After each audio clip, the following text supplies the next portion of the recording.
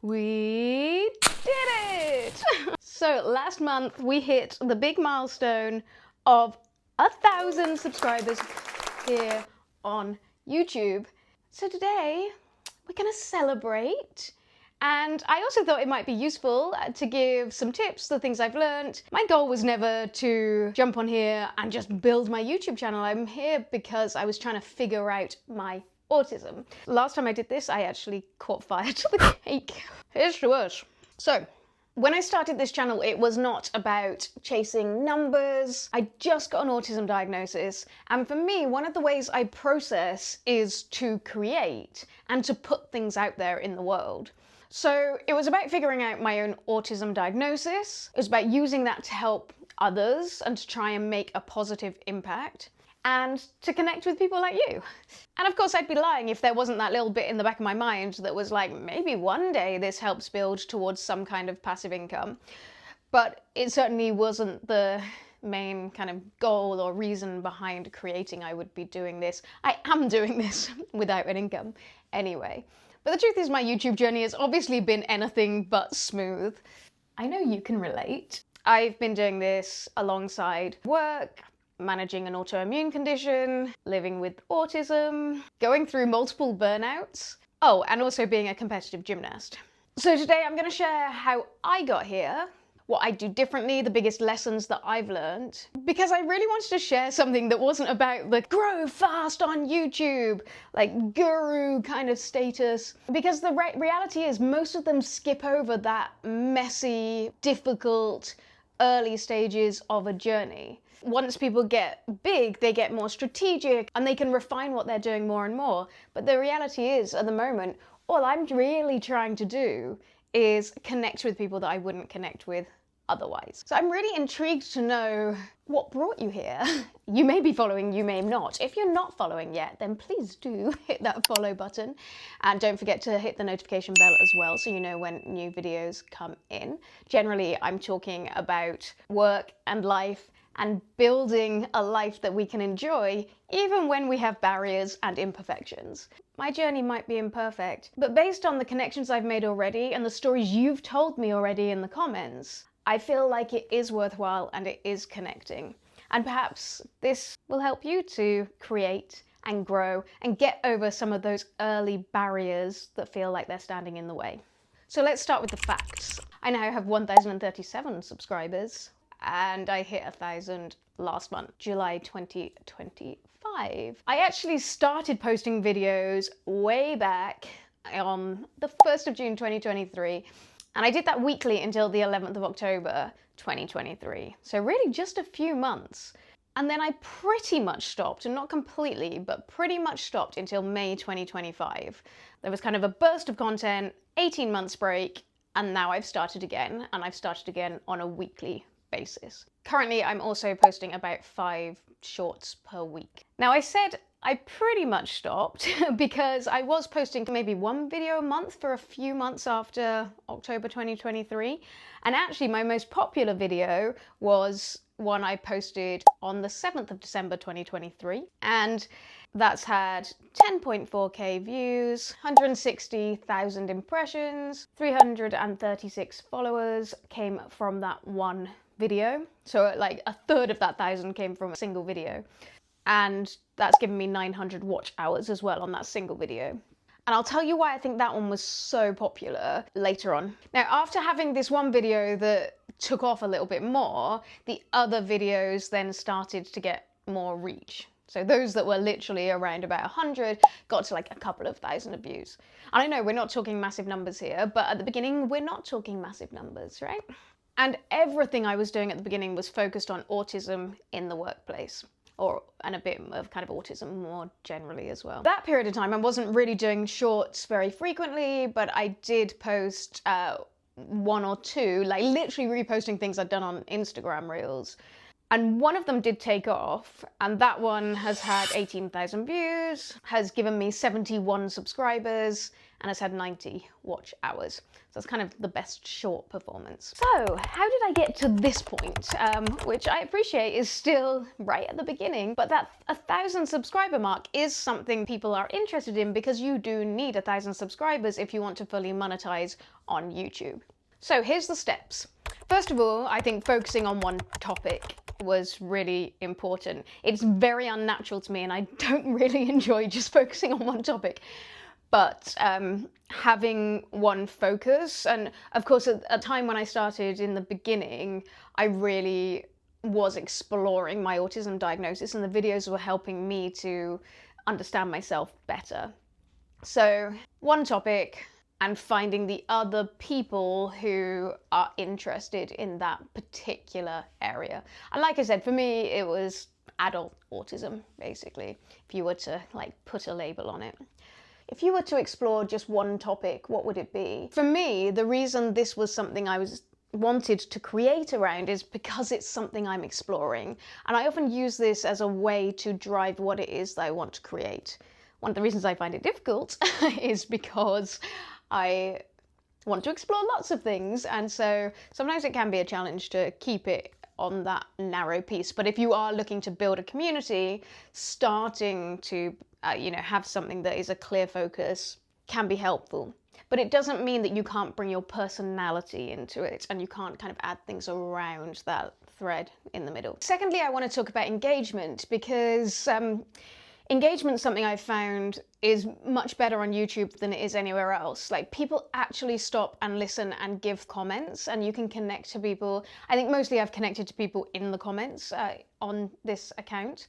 And I think the ways that I've driven engagement haven't been like that obvious or conscious to me anyway. I think that one of the big things is that I tell personal stories. So I don't shy away from what I'm going through because I want you to see the reality. And I think that that is where we connect and where we can be relatable. And I have shown quite a lot on this channel across all of the different videos that I've made. How you tell the stories also matters, and I think it probably helps me that I've got experience in acting, performing, public speaking. And so when I sit here and talk at the camera, I don't kind of shut down. I actually find it easier to be myself. In fact, many people have said to me, like, do you feel more authentic when you're on camera than you do in real life? And I'm like, yes, absolutely. Like, for me, that's one of the signs of my autism as well, because I'm sitting here in this room right now, I'm connecting to you, but I don't have any other stimuli around me. I can keep my room quiet and I'm alone. And so it's much, much easier for me to be able to be myself in this environment than if I'm out and about and I'm talking to people where I've always got like overstimulation, I've got my guard up. And then over time, I feel like I've started to learn a bit more about editing and trying to drive the story on quickly, but also I've kind of purposefully not tried to like follow the YouTube rules of, oh, optimized for 10 minutes and that kind of stuff. And I'll come on to some of that in a minute. If you really want to grow fast, the types of advice that I haven't stuck to and why I haven't stuck to that. I also like to have a degree of perfection, although I have to say, like, all of those videos I did in the first run, there's some like really bad quality videos in there. Weird stuff. Like, I had certain settings on my phone that distorted the way I looked, and so I had to like do some weird edits and filters on certain things. My video that had the most views, on that one, this is like really embarrassing, but on that one, I'd put some lipstick on, and honestly, it was one of those videos that I was like, I have to film something this month, but because I haven't been showing up, and it had been almost 2 months, I think, since I'd put something out, and prior to that, I'd been doing it weekly, and I was like, okay, I need to do something, and I should do it, and I have like lipstick up in my mouth like this. I didn't even realise, and I was like leant on my desk and telling a story and saying what had happened. And so it's so funny that like you think about all of these things, you want to be perfect, and of course I did not want lipstick like this in my most popular video. I just wanted to go into why I think that video was engaging for people, why it got more reach, why I got quite a few comments on that as well. And I think there was different aspects to it because it was talking about like, why do I end up with manipulators and gaslighters? Why is that kept coming up throughout my entire career? So there was some buzzwords in there, and some people found that controversial. So there was definitely more reach because there was more people who were commenting who disagreed with the use of those words.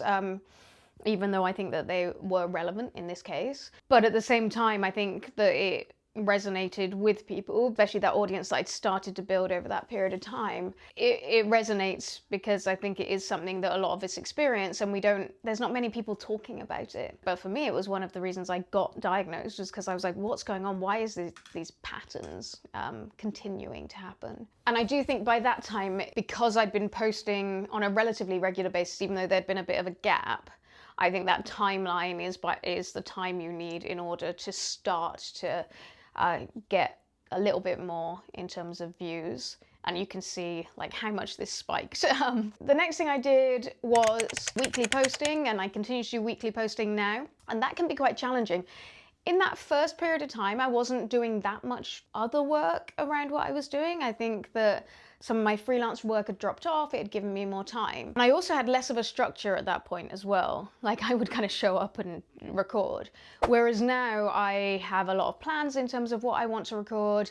I script every video, I prepare every video, and then I've got like a whole content hub that I work with that allows me to put ideas in and then start to work up some of those ideas. I really am prioritizing doing at least one main YouTube video per week, and because that's my priority, it's easier to make it happen. So you might want to think about what rhythm, routine will work for you in terms of creating content if that's something that you want to do, and do you have that time? I have to be thinking about rest and relaxation, and I'm sure if you've got autism, or if you've got, as well, especially if you've got an autoimmune condition as well, then rest, time off is also very important. So what does a good energy budgeted schedule look like for you? So the way I've mostly got new followers is obviously in being quite consistent in my content, showing up as myself every time I show up. Authenticity matters. And it's really funny because everywhere else in the world, I feel I really struggle with the question, like, what is it to be authentically you? But when I sit down here, I'm just like, well, I'm just me. So this is what it is to be authentically me. Most of my followers have come through longer form content, and those videos vary anything from, I've got some that are like 10 minutes long, all the way up to ones that are over an hour that some of you may have persevered through. They're kind of my favorites, those longer ones. So I like to keep doing those ones, like I said, even though maybe it doesn't follow all of the rules. Shorts have given me some reach and given me some new followers as well. So I definitely am trying to continue to put shorts out, even though at the moment they're just snippets of the main videos. And that's because I want to find more people that might connect to what I'm saying in these videos, who might feel seen because of what I'm saying in these videos, and who might be able to gain something from that. A lot of my content is somewhat evergreen, and so, for example, that video that did really well, it kind of spiked and got lots of numbers, but it's not a video that gets a lot of views now, whereas my video on the DSM-5 and aligning my traits to the DSM-5, which is how I went about getting my diagnosis, is one that kind of every month people are going back to over and over and over again. So that definitely is a very kind of evergreen kind of content, and it just continues to grow. And this is the really nice thing about YouTube, is like you put something up there and it doesn't get forgotten. If it's useful, then people are going to find it. I have also shared outside of the platform, and I think that has given me some growth. I've got 2 Instagram accounts, both of which have more than 10k followers, and I have my LinkedIn, which has like 4,000 or 5,000 people on LinkedIn. So when I've shared on those accounts, I do get some followers come over, but I don't have a massive amount of kind of consistency across all of those different channels. It's almost like I'm a different person in each of those places, and one of the things I want to do going forward is change that. The one place where I have really tried to learn from the experts is thumbnails, titles, hooks, and descriptions. All of those things I do kind of struggle with because I'm like, I don't know what people want to hear. These are the places where I am most likely to get some AI input. And what I will do is give them the full script. In terms of scripting, the way I do that is I do a massive mind map, and then from that mind map, generally it's sort of like I can see, okay, this is the structure I need to follow, and then I write the script. And I find like, because for me doing this is about processing, it's about creating and stretching my creative muscles, I wouldn't really want to hand over all of that stuff to AI, because then kind of what's the point anyway? I don't think I would be able to connect with you as well. I'll have always started with a title in mind because you want to make sure you're answering the questions that you're posing with the title. But then I put the whole transcript into AI, and from that transcript I try to get like the chapters with chapter headings, SEO friendly description, ideas for thumbnails and titles, and sometimes I'll kind of mash them up with what my original idea was. It just kind of helps me to focus, and I'm often doing all of this kind of quite last minute because it takes a long time to film and edit a whole video. It's definitely helpful to have a little bit of a helping hand with that. So that's a lot of the things that I think I have done and have allowed me to build this initial community. So if this is something you're looking to do, it's maybe thinking about, are these things that you want to do? Are these things that you can do? How could you apply each of these to try and build your own community? So let's move on. What if you were like, actually, I want to create something much faster and take some of those tips that I said at the beginning, but I have just a few things here that I would do differently if what I was trying to do is just like build a fast growing YouTube channel. The content more focused on high growth. In order to do that, it needs to be highly searchable, and that's all about answering questions that a lot of people are asking. I don't do an awful lot of kind of how-to type content. Part of me wants to do more because in my other life, most of what I do is like training and education. It would make sense for me to do more of that. But at the same time, I feel like this is me going on a real journey. I'm processing my real journey. So as I'm learning things along the way, sure, I want to share those things. But I'm also super perfectionist on this. And I come from quite an academic background. I have a PhD. So I often think nobody wants me telling them what to do. I would actually be really keen to hear from you if there are like how-tos that you want me to do, or, you know, like specific questions that you would love for me to answer in a future video. Whether it's to do with me and my journey, or whether it's to do with specific things around autism, chronic conditions, business, education, technology, all these things that I've worked in, gymnastics, certainly like communication, speaking. These are all things that I spend a lot of time working on, and I train people to be leaders in the workplace. So if you want any of that, if you've got questions about any of that, let me know. And I think the other thing when it comes to high growth content is about being really trend driven, tapping into the popular zeitgeist. I don't scroll TikTok, so I don't really know what's going on over there. The only way I know what's going on over there is if I watch YouTube videos about it. So there are some kind of fun popular culture things that I would like to do. I watch a lot of TV. It's my main way to like switch off, and if I'm crashing, like, TV's great. I have got things I want to do with looking at what different TV shows and popular culture can teach us about finding our strengths and living our lives to the fullest, even when we've got barriers. Next thing I would have helped me grow faster was not stopping for 18 months, but I had to honor myself. My working circumstances changed at that point, so I couldn't keep up what I was doing. It's one of the reasons I'm really prioritizing and creating a rhythm right now with creating my YouTube content and trying to learn and trying to make this something that's very consistent. I can now like do a whole video in a day if I need to, so that should be manageable.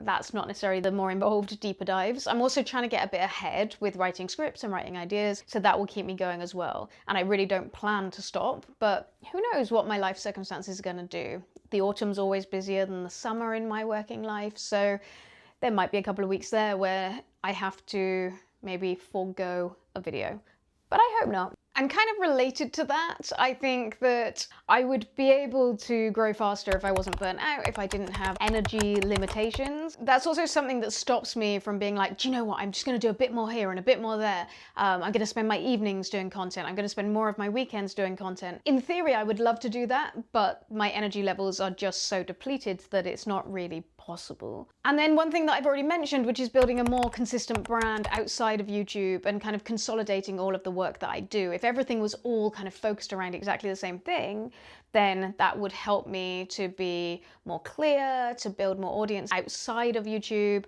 but also have kind of more things that I can pull from that everyday life. Just overall, that's going to mean that I'm less likely to burn out, that I'm more focused, that I'm only got kind of one priority that I'm focusing on. So what do you think are the barriers that would stop you from growing?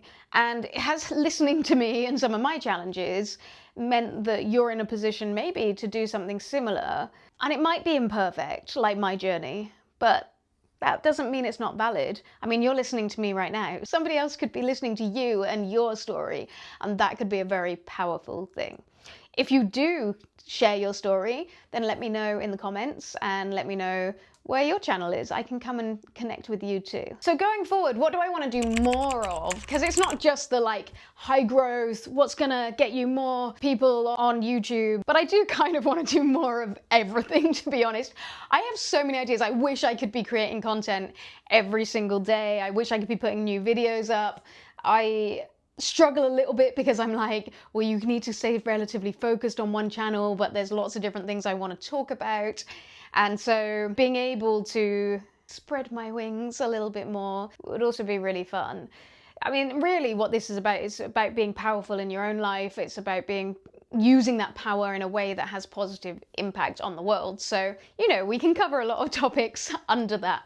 But I know that people are here because I was talking about autism, and having that focus on autism is something that people kind of need in order to connect, because I'm sure that's where some of our commonality lies and that's where some of our struggles lie. But I hope that through that I can also kind of connect to you more widely and on a wider range of topics. I want to post more, but it is already a bit of a hamster wheel in my life, so I probably can't post more. I'd like to be a bit mindful with things like shorts, and I do think maybe there's ways to do kind of more content, but like I said, at the moment I've just got to kind of keep it steady, keep it manageable, and I don't want to overwhelm everyone as well. Like, you don't want to be sitting just watching my videos the whole time. There are certain things, like certain grow faster rules and engagement rules, that I would like to employ more, so kind of better calls to action, better ways of engaging with you, being more mindful of who you are as a person and how what I create can help you and what journey I can take you on from a video into something else. One of my issues is, and this like breaks pretty much every business rule and every content rule and everything else, as soon as I start thinking about the audience as an audience, I really struggle. That's when I freeze up, because the question becomes like, how do other people behave? What are other people thinking? And from an autism perspective, I'm like, well, I don't know. I only know what people put in the comments. And of course, like, only certain people put things in comments, and so that's already a skewed version of what other people think. So I've always found that I can create more easily if my starting point is the things that I'm going through. But it has been very helpful when people have put things in the comments and have started to tell me about their own lives and their own journeys, because then I can relate to that too, and it does inspire me to create content that's more for you. And then the final thing that I would like to do pretty soon is find a few different tools. I'm currently using CapCut for editing, which is not ideal. I have Final Cut Pro. I have access to other editing tools, but the automations in CapCut just make it a little bit easier and a little bit quicker to do the edits on things like trimming out pauses. That's why I've been using it, but the terms and conditions are really rubbish, and I definitely want to use something different. I also find it kind of crashes quite a lot, which is not great. And then I want to find another shorts editor, because at the moment, like I said, the main reason for me doing shorts is just so people who aren't watching the whole videos might come across me. And I do want that to change. And I want to be creating things in shorts that is kind of fun and interesting and helpful to those of you who sit through my whole videos as well. For the time being, if I had a shorts editor that was better, and there's a ton out there, and if you're using any of these, let me know. All I need is like it to chop into snippets. And honestly, I've realized the most effective and the quickest way to do that is for me to do it manually at this point. Yeah, I'm definitely looking for that. So now I've been here creating content on YouTube for just over 2 years, but with a massive break in the middle. I've been going now for several weeks in a row. And I think that that in itself is something that I'm proud of. Actually prioritizing content, because content is where I feel most like myself. It's where I feel most in alignment. It's where I feel like I can actually make a difference in a way that perhaps I feel a lot of discomfort in other areas in the workplace. So I'm very proud of prioritizing and focusing on my main YouTube video. And it really is changing my life. I've had to do a lot of overcoming perfectionism and publishing flaws. And I've noticed that a lot in the last few weeks. In Dr. Claire Ashley's book, The Burnout Doctor, one of her exercises is about kind of trying to overcome perfectionism, because perfectionism can lead us to burnout. And one of those things is to sort of almost allow yourself those small flaws. It's not comfortable, but it's kind of necessary in order to kind of keep going. I still want to publish quality, but I recognize that like those little flaws here and there, or there's often things I want to add in that I don't because I don't have time for. And I have to remind myself, like, yeah, you're not a creator with 4 million followers who's bringing in all that AdSense money and has a whole team of people working on this. Like, you're one person trying to do this around your other work. Really, what I want to do is consistently showing up, and if that means some flaws here and there, lots of bits of hair out of place. I'm sure maybe there is in this video as well. I'm proud of connecting with others. You honestly do not know what it means to me when you post comments, and it's actually been the thing that surprised me most out of creating on YouTube, is that the stories people tell in the comments are deep and meaningful and heartfelt and very, very powerful. And that was something that I had no idea, because people don't do that on Instagram. People don't do that on LinkedIn. I so appreciate you for telling me and for trusting me with that. And I hope we can continue to create a home for that. I have been really proud as to how I've started to think about my content in such a way that it kind of starts with like the Spoonie life, the autism and the autoimmune condition and the challenges that we have, but it's actually widening out into other topics and other areas of interest for me. And so that's really something that I'm proud of, and I'm hoping it connects with others, because for me that's what makes it motivating, and that's what interests me, is having these wider topics to talk about.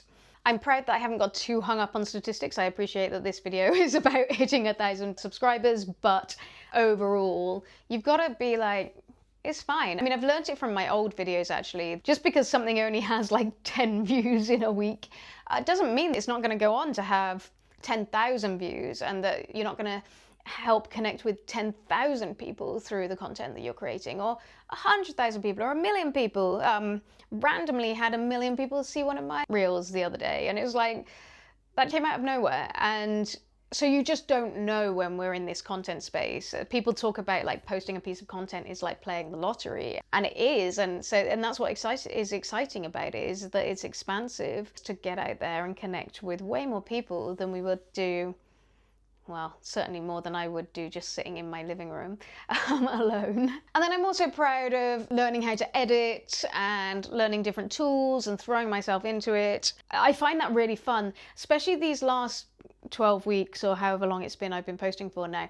I've really enjoyed the creativity of editing and getting to learn different editing techniques and editing tools. So that part to me actually is a bit of a surprise, because in the past that hasn't really been the thing that's of interest to me. It's the research, it's the writing, and it's the being in front of the camera. But the editing is such a creative part of the process, and so I'm kind of proud of learning that too. So that is my honest breakdown of hitting 1,000 subscribers in an imperfect way. I've had flaws, I've had detours, I've had long breaks, I've had lipstick smudged around my mouth. I've done plenty of gymnastics, I've burnt out over and over again, and we're all still here. So yay! If you're somewhere in your own messy middle, I really hope that this shows you that you can start to grow even if you haven't got everything figured out yet. You might not ever get everything figured out. I'd love to hear from you. Do you have a YouTube goal right now? Are you on a mission to connect with new people? Like I said before, if you have a channel, pop it in the comments so we can come and cheer each other on. And if you want to follow along as I continue to build this channel and my life on my own terms, hit subscribe, make sure you press that notification bell, and check out my other videos. And here's to imperfectly making your way through the world on your terms. Cheers.